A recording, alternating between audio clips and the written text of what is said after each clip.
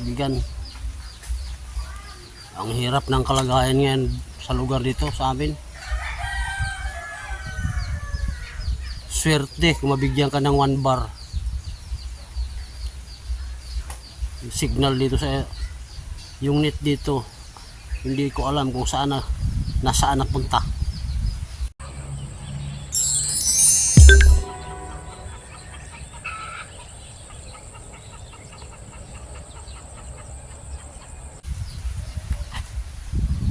Walang internet dito, nag-alboroto yung bunso ko.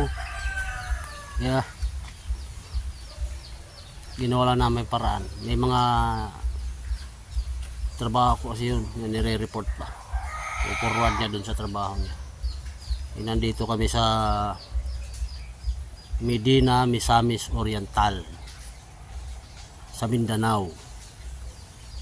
Taga rito ako sa Puyogon, sa Barrio Duca.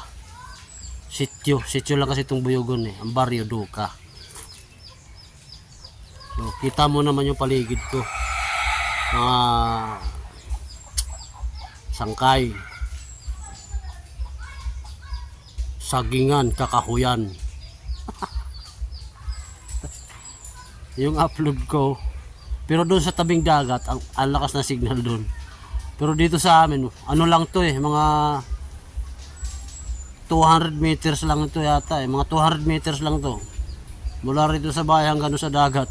Dito wala nang signal, ibang klase ba, puro kakahuyan kasagingan yung lugar dito pala, napuno na ng saging, nawala na to noon yung mga saging bumalik yung mga saging sa mga puno, yung antipulo na yan, ang dami dito, ayun pa matatayog na puno na yan, dami. Wala na signal dito.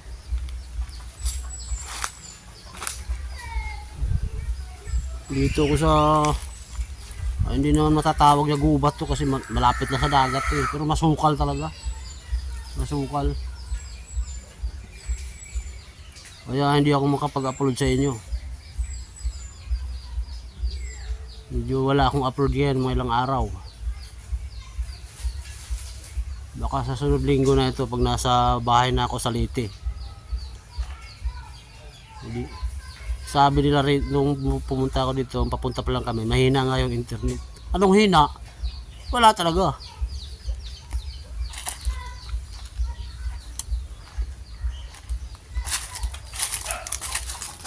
Ganyan naman yan. Kung gaano kasukal yan. Yun masukal dito. Subukan natin doon sa may banda roon sa taas kung makakuha tayo ng signal.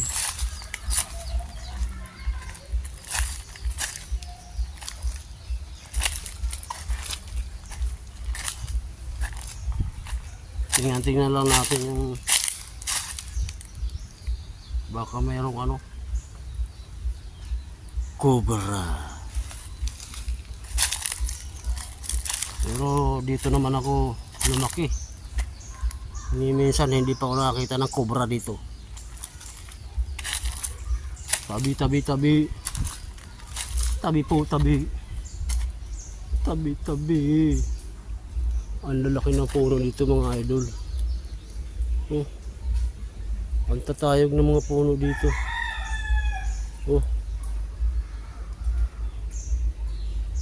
Kita mo naman kung gaano katayog yung puno. Ang dami ng puno na yan, yung ganyan. Ang tawag dito yan, antipulo. Puno na yan. Nagbubunga yan mga idol ng parang kamyas, maliit sa kamyas. Pag nahinog kulay itim. Ang napapakinabangan lang sa bunga nito, yung kanyang buto. Yung kasi laki ng buto ng mani. Kukuliktahin mo yun, maglalaglagan dito yun sa baba. Bibilad mo, takay sasangag.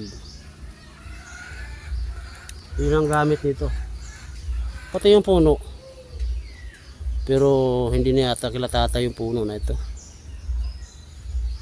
Mukhang baka yung iba pumasok dito, pero yung sa karamihan lumabas hindi kanila yan. Hindi ko na alam kung saan boundary ng kanilang lupa dito. 24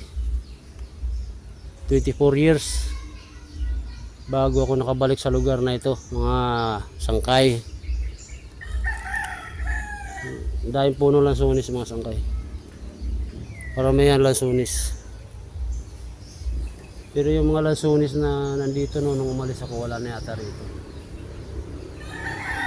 Mga bago na ito nandito.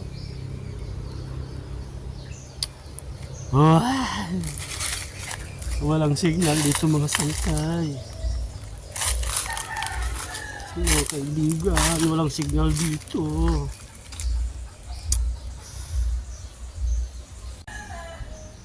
Kita nyo naman, oh. Masukal na masukal. Tapos marami yung puno ng lansunis na nakikita ko. Duyan-duyan pa doon si Tukmol, eh.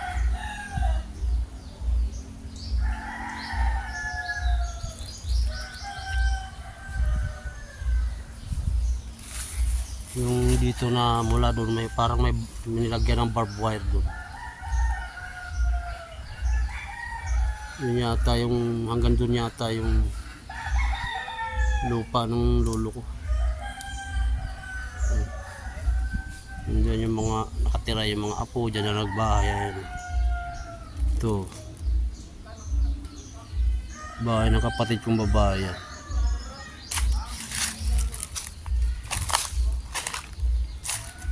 Yun naman yung bahay ng mama ko. Ayun sa likod.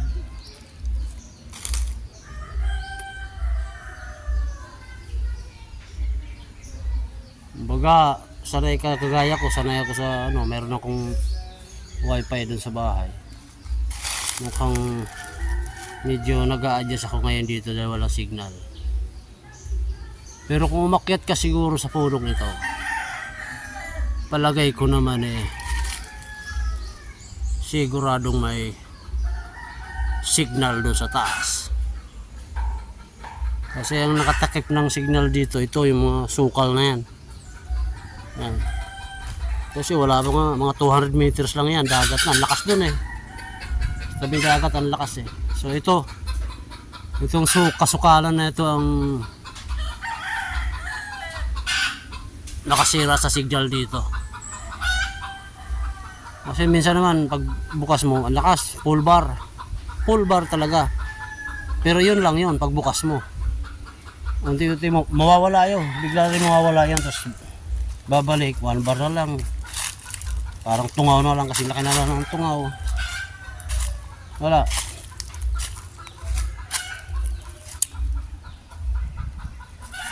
Yun yung aking pakita ko lang sa iyo mga idol kung taga saan ako. Taga rito ako. Sa Buyugon, Medina, Misamis, Oriental. Ang napangasawa ko kasi taga Carigara, Leyte. Waray-waray. Kaya doon na kami tumira.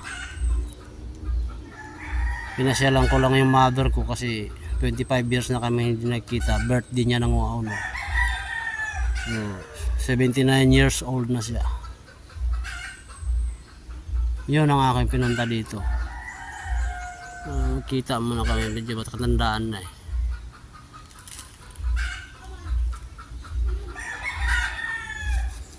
So yun mga idol, di ba tayo makakapag-upload ngayon ng video kasi walang signal dito.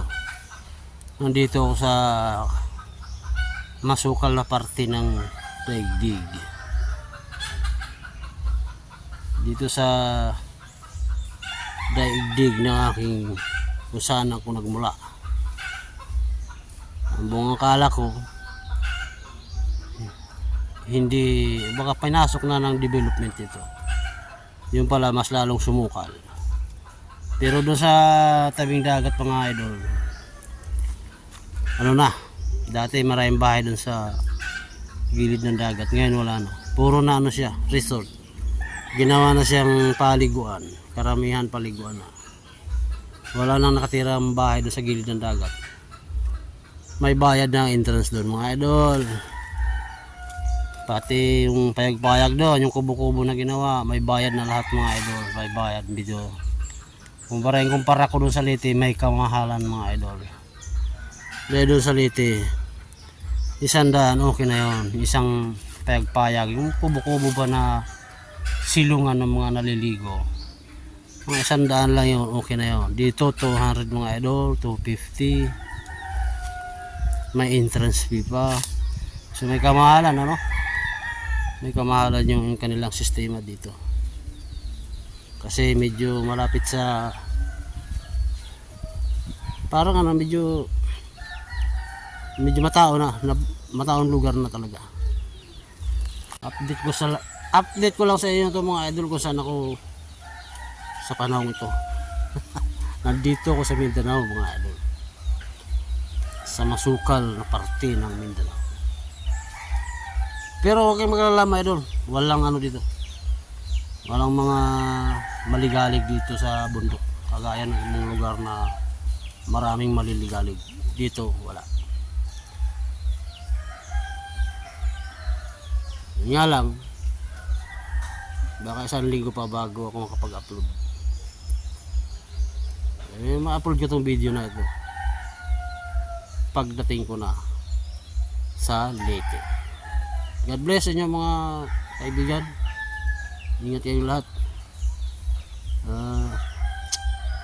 Salamat sa inyong suporta sa aking channel. Sa mga patuloy pang sumusuporta, maraming salamat sa inyo. Bye bye.